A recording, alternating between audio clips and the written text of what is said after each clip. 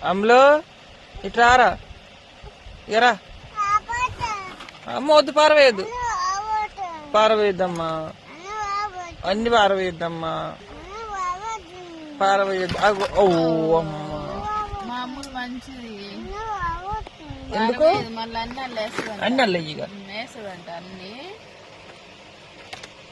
అన్ని అల్లేస్తుందంట మా గుండు. అమ్ములు ఇట్రా ఇదా ఇదా ఇదా బుధారా ముట్టుకోవద్దామని మళ్ళీ ఒకసారి ముట్టుకో.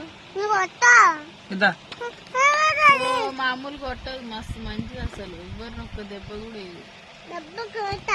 దెబ్బ కొడతావు ఎవరిని కొడతావు